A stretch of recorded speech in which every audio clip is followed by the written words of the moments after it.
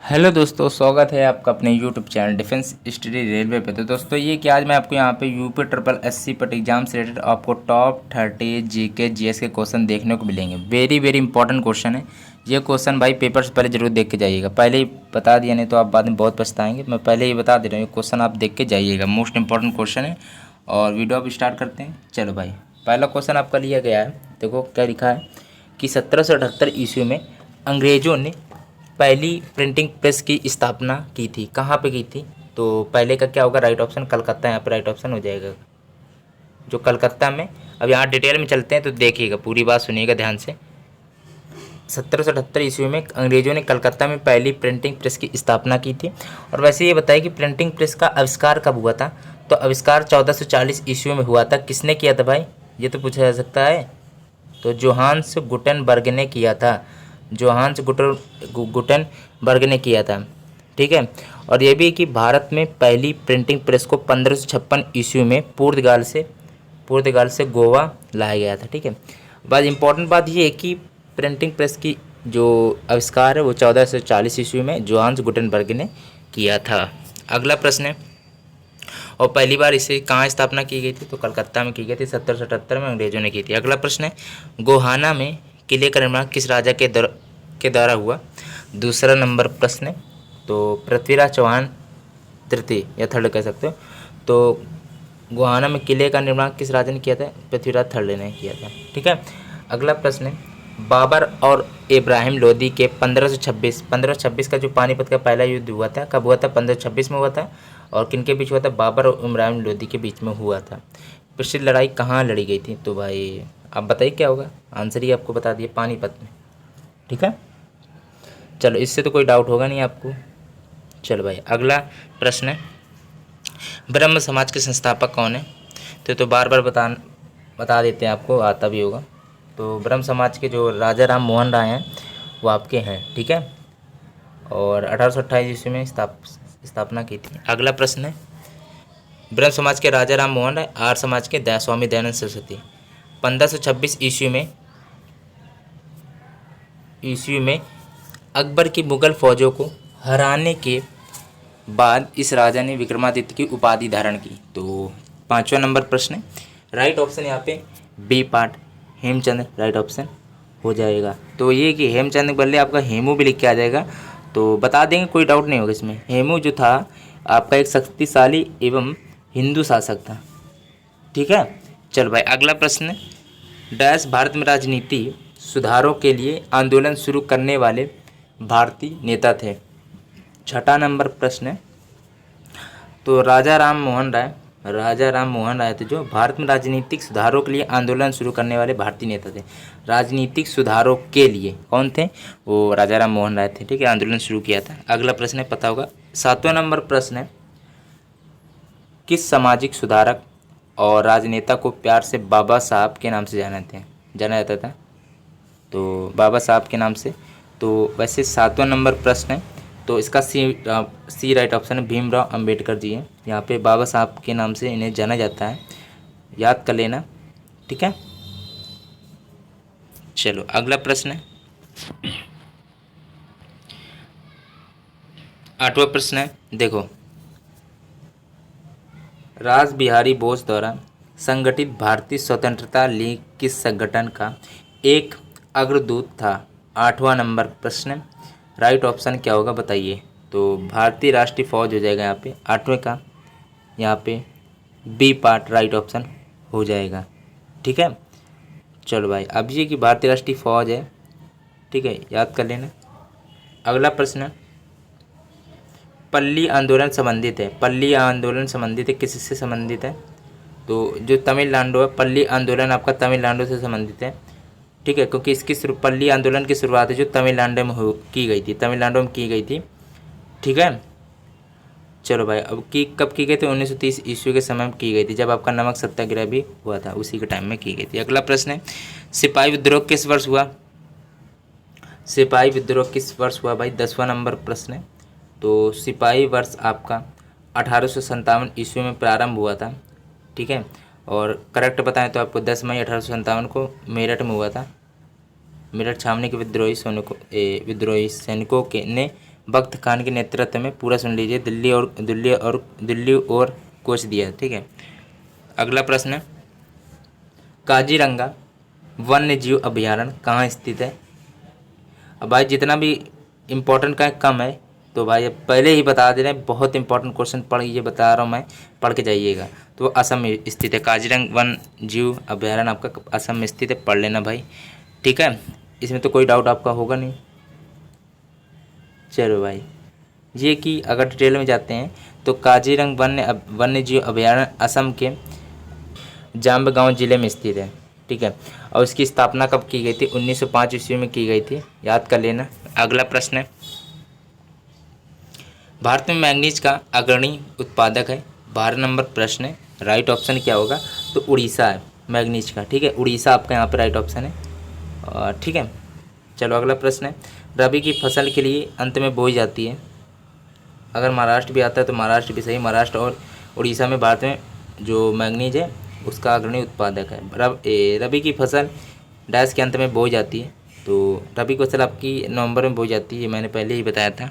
अगला प्रश्न है, निम्नलिखित में से कौन सी नदी अरब सागर में नहीं मिलती है? तो कौन सी नदी है जो अरब सागर में नहीं मिलती है?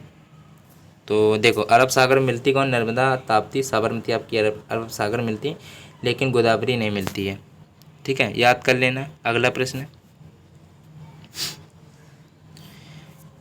15 नंबर प्रश्न है, भारत की मुख्य भूमि का दक्षिणतम अक्षांश क्या है? 15 नंबर प्रश्न है, तो 8 डिग्री 4 नॉर्थ अक्षांश है। अगला प्रश्न दिया गया, उपभोग फलन C बराबर A+BY में B किससे दर्शाता है? 16 नंबर प्रश्न है, तो डी ऑप्शन में से सीमांत उपभोग प्रवृत्ति को दर्शाता है। 17 नंबर प्रश्न है, विशेष घटक SCP, ठीक है, को वर्ष 1976 ईस्वी में भारत सरकार द्वारा के कल्याण के लिए शुरू किया गया। 17 नंबर प्रश्न है, तो बी ऑप्शन यहाँ पे अनुसूचित जाति राइट है। अगला, जिस दर पर RBI वाणिज्यिक बैंकों से ऋण लेता है उसे कहते हैं? 18 नंबर प्रश्न का right option D part, reverse repo rate कहते हैं। जिस दर पर RBI वाणिज्यिक बैंकों से ऋण लेता है उसे रिवर्स रेपो रेट कहते हैं। 19 नंबर प्रश्न है, निम्नलिखित में से कौन से सामान या मद GST के अंतर्गत GST के अंतर्गत छूट प्राप्त या शून्य कर दर या 0% प्रभावित है? 19 नंबर प्रश्न है, राइट ऑप्शन क्या होगा? इसका सी पार्ट यहाँ पे राइट ऑप्शन होगा, मतलब कि आपका समाचार पत्र बिल्कुल सही है, और आपके कुमकुम और बिंदी वो भी सही है, और जो आपका रेशम कीट और खादी धागा वो भी सही है, अंतरिक्षयान ये भी सही है। मतलब 1 2 4 5 सी ऑप्शन यहाँ पे राइट ऑप्शन हो जाएगा। ठीक है, अगला प्रश्न देखते हैं। अब अगला प्रश्न है, मनरेगा के अंतर्गत कितने दिन के लिए रोजगार उपलब्ध कराया जा रहा है? 20 नंबर प्रश्न है, तो वो आपका 100। ठीक है, इसकी शुरुआत कब की गई थी? तो 2 अक्टूबर 2005 से शुरुआत कर दी गई थी, याद कर लेना भाई, इंपॉर्टेंट है। और 20 का जो ए पार्ट है यहाँ बिल्कुल राइट ऑप्शन हो जाएगा 100। निम्नलिखित में से कौन सा असत्य है? 21 नंबर प्रश्न है, तो राइट ऑप्शन इसका क्या होगा? देखिए, असत्य पूछा गया, जो सत्य उसको देख लेते हैं। वर्ष 1935 में भारत सरकार अधिनियम प्रांतीय लोक सेवा आयोग की स्थापना की, बिल्कुल सही, याद कर लेना भाई। वर्ष 1909 का भारत सरकार अधिनियम मुस्लिमों के लिए पृथक चुनाव का प्रावधान करता है, बिल्कुल सही। वर्ष 1919 के भारत सरकार अधिनियम ने देश में प्रथम बार सदनी और पृथक चुनाव की शुरुआत की, ये भी बिल्कुल सही है। वर्ष 1947 के स्वतंत्रता अधिनियम ने कॉमनवेल्थ देशों के समूह में भारत को शामिल किया, ये तो नहीं है, तो मतलब ये आपका असत्य है, भारत को शामिल नहीं किया, ये आपको राइट ऑप्शन हो जाएगा। इसमें पूछा ना असत्य, गलत है, ये असत्य राइट ऑप्शन। अगला प्रश्न है 22 नंबर है, शक्तिशाली केंद्र सरकार के साथ संघीय प्रणाली डैश से ली गई है? 22 नंबर प्रश्न है, तो वो आप कहाँ से ली गई? संघीय प्रणाली आपकी कनाडा से ली गई है, सी पार्ट राइट ऑप्शन हो जाएगा।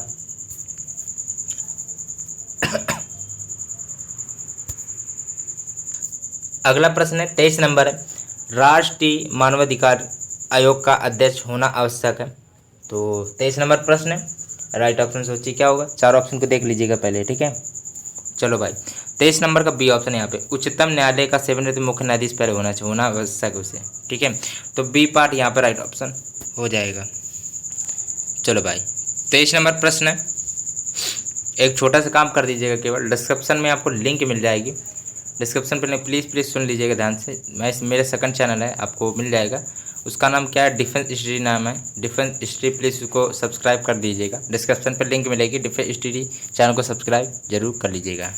अगला प्रश्न है 23 नंबर राष्ट्रीय, ये तो हो गया बी पार्ट इसका। ये देखते हैं 24 नंबर, निम्नलिखित में से कौन सा उपराष्ट्रपति चुनावी सूची में शामिल नहीं है। 24 नंबर प्रश्न, तो आपका राज्य विधानसभा का सदस्य ये भी शामिल नहीं है, और राज्य विधानसभा के नामी सदस्य ये भी शामिल नहीं, तो 2 और 3 यहाँ पर राइट ऑप्शन हो जाएगा, ठीक है। 24 का कौन सा राइट ऑप्शन होगा, डी पार्ट होगा भाई, पढ़ लेना, पहले ही बता दे रहे हैं। अगला प्रश्न है 73वां संविधान संशोधन पंचायतों को डैश बनाने का प्रावधान करता है। 25 नंबर प्रश्न है, तो संवैधानिक संस्थान, जो 73वां संविधान है वो पंचायतों को संवैधानिक संस्थान बनाने का प्रावधान करता है। भाई ये पढ़ना पड़ेगा, इंपॉर्टेंट है, इसलिए पढ़ लेना।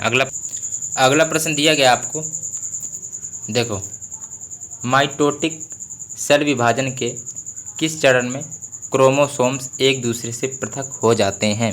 26 नंबर प्रश्न है, एनाफेज, यहाँ पे राइट ऑप्शन हो जाएगा, ठीक है। अगला प्रश्न दिया गया है, निम्नलिखित में से कौन सा मानव वृक्क प्रत्यारोपण की अस्वीकृति को रोकने के लिए प्रयुक्त है। 27 नंबर प्रश्न है, राइट ऑप्शन इसका क्या होगा, मोनोक्लोनल एंटीबॉडी, ठीक है, याद कर लेना।